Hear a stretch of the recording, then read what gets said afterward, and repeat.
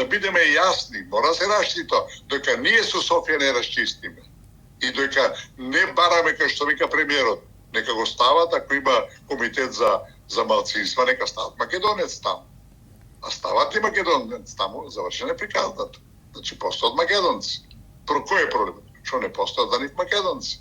Зашто нема македонско малцинство во Бугарија? Зашто не постоиме и ние за нив? Како може да има малцинство ако не постоиме ние, разбира? Ако не постои матична држава. Значи, клучот е или Бугарија ќе призна дека ние постоиме, односно не прифати, не мора да тоа не е признавање, го прифаќање. Разбирате? Ако не прифати Бугарија дека ние постоиме, за нас нема Европската унија. Или тоа ќе го расчистиме со Бугарија, и со раскинување на договорот, и со откажување на вториот протокол, и со една масовна, разбирате, дипломатска акција во светот дека, слушайте, овие викаат дека не постоиме. А јас, еве како еден пример, памтам кога мојот дедо, кој беше роден 1867 година, ми велеше мене и на брат, деца, он почина 49 година почина, али јас го памтам кога беше вчера, и ни велеше, деца не заборавајте.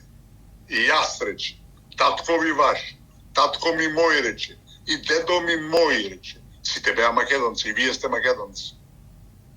А татко му негов бил роден, ако он беше роден 1867 година, татко му нека бил 20 години помлад, значи тоа е 1847, а дедо му негов кој исто го памти и го спомнува, и роден најрано, најдоста уствари 1827 година, пред 200 години. Па ако сме ние биле во мојата фамилија македонци, како може да тако, татко ми јас го памтам, дедо ми го памтам. Он вели од 45-та сме ние македонци, а тие беа македонци, ми велеа македонци дека били и татко ми, или ме лажер. А тоа, случаи така има стотици илјади. Така да, велам се работи за една апсолутно надвор од умот политика. Надмината политика, надживеена политика, не цивилизацијска, и ние треба да водиме кампања за поддршка од сите земји. Ова што се случува сега еден мал екзампл, мал пример во Страсбург за Европскиот парламент, во извештајот на Вајц, разбирате, дека оваа бугарска политика не може да обстане. Не може да обстане, разбирате.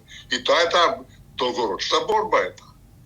Велам, таа бугарска агресија ние прво треба да ја запреме, па да тргнеме во контрафанзива и сето тоа да го промени. Во спротивно, ќе се вртиме во круг и никаде нема да стигне.